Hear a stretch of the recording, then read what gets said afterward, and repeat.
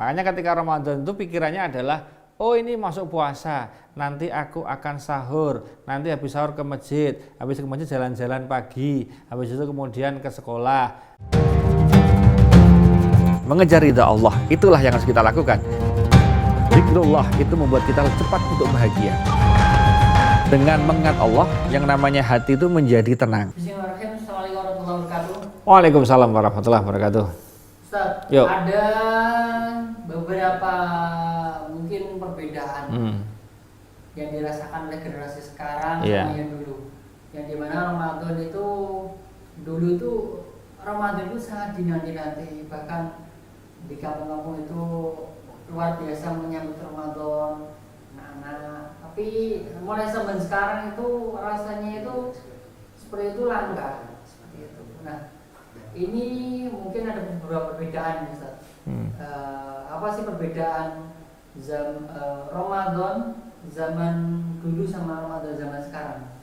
Baik, perbedaannya yang paling mendasar adalah Ramadan zaman dulu itu belum banyak polusi. Polusi suara, polusi handphone, polusi televisi, polusi promo-promo, dan polusi-polusi yang lain. Makanya ketika Ramadan itu pikirannya adalah, oh ini masuk puasa, nanti aku akan sahur, nanti habis sahur ke masjid, habis ke masjid jalan-jalan pagi, habis itu kemudian ke sekolah, habis itu atau kerja, nanti sore aku sudah harus kalau bisa ngasar di masjid, nanti kalau bisa jam 5, setengah 5 udah di masjid, nanti kajian menjelang buka puasa, aku buka puasa senang bersama teman-teman, nanti habis itu aku pulang ke rumah sebentar, masuk lagi isya, kemudian aku tarweh, selesai tarweh nanti aku dapat jaburan, habis dapat jaburan nanti ngaji, kemudian nanti kembang api, gitu, hidupnya itu seperti itu. Tapi mereka memaknai Ramadan 30 hari itu betul-betul momentum yang luar biasa. Nah saat ini masalahnya adalah banyak polusi. Polusi itu namanya handphone.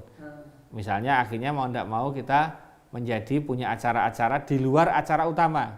Coba lihat, ketika kita sudah masuk di buka puasa sampai dengan sahur, banyak acaranya itu mohon maaf, non religi kadang-kadang. Akhirnya dia udah tarweh bisa malam, gak usah tarweh dulu, kita ngabuburit buka bersama. Habis buka bersama ngobrol sama temannya karena mungkin alumni atau lama gak jumpa, ngobrol asik sampai dengan pulang sampai rumah jam 10 setengah 11. Lapar makan lagi, tarwehnya nanti aja jam 3. Bangunnya pas setengah 4, gak tarweh keburu sahur, hilang tarwehnya, hilang ngajinya, kan gitu. Itu. Jadi sekarang ini kita dibebani dalam artian ketika masuk Ramadan pikiran orang-orang itu tidak kemudian mengisinya, tapi THR, baju baru, diskon di mana, makan di mana, itu masalahnya.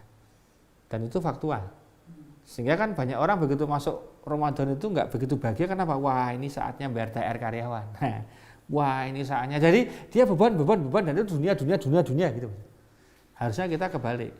Makanya kalau kita ingin memaknai Ramadan dengan serius, dengan sebaik-baiknya, ya kita kembali ke zaman dulu. Makanya saya setuju ya, ada masjid Jogaharian, ada masjid Kauman, masjid Nitian, atau masjid yang lain kalau di Yogyakarta itu kemudian, atau masjid-masjid wilayah Islaman Bantul, saya kira ada yang umbul-umbulnya besar, bikin bazar, bikin macam-macam sehingga mereka terjaga, suasananya juga ada. Nah jadi ini saatnya berlomba-lomba masjid menghadirkan suasana Ramadan seperti dahulu kala. Walaupun nggak bisa sama, tapi setidaknya ada nuansa berbeda. Saya merasakan ketika saya di Jakarta, bukan tempat tinggal Mas Eko, karena waktu puasa itu saya diminta untuk ngisi buka puasa dan tarweh di Jakarta. Nah kemudian saya pulang dari tarweh itu betul-betul melihat kalau di ibu kota itu kayak nggak ada Ramadan. Lah rame toh isinya. Baru merasakan nuansa Ramadan itu setelah masuk area yang agak pojok.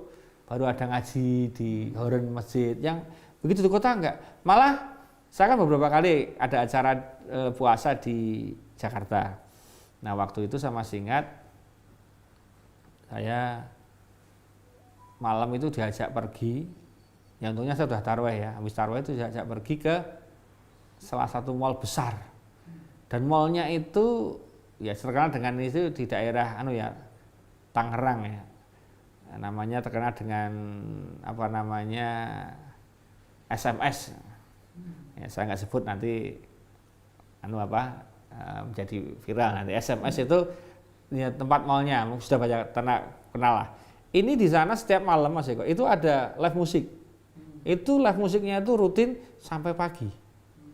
Nah saya di sana kemudian diajak makan nongkrong dan saya ikut mendengar live musik itu. Saya merasa kok kayak nggak Ramadan ya, karena isinya musik-musik gitu dan sampai pagi. Untung saya nggak sampai pagi. Saya kemudian hanya diajak makan nongkrong sebentar pulang. Baru kemudian pulang agak kan tempatnya kita nginep itu kan agak desa gitu kan, istilahnya ya nggak desa apa tapi agak mojok gitu kan, daerah pemukiman. Baru terdengar apa lantunan Al-Quran. Wah ini baru Ramadannya di sini, yang tadi nggak Ramadan ini kan gitu kan. Nah itulah namanya suasana seperti itu. Begitu Mas Eko, jadi saya kira perbedaannya lebih kepada kalau yang dulu itu nggak ada polusi sehingga orang fokusnya ke puasa, ke tarweh, ke ngaji, ke darusan, ke subuhan. Nanti kira-kira seminggu kurang dari lebaran itu fokusnya ke takbiran. Takbirannya masih seminggu udah disiapin betul nih. Zakat fitrahnya ditumpuk. Nanti mereka biasanya bagi zakat fitrah itu malam Idul Fitri.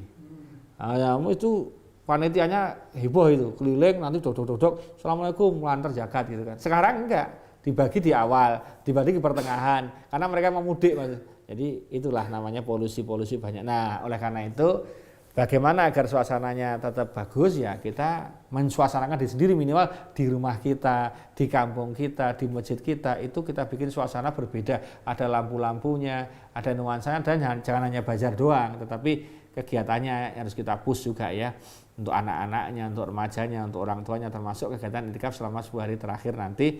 Mari kita gebir bersama-sama. Demikian, terima kasih, selamat menantikan detik-detik berbuka puasa. Semoga puasa kita hari ini diterima oleh Allah Subhanahu wa taala dan semoga puasa kita selanjutnya diterima oleh Allah dan lancar terus. Amin. Terima kasih. Assalamualaikum warahmatullahi wabarakatuh.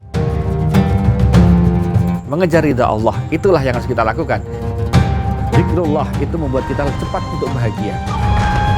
Dengan mengingat Allah, yang namanya hati itu menjadi tenang.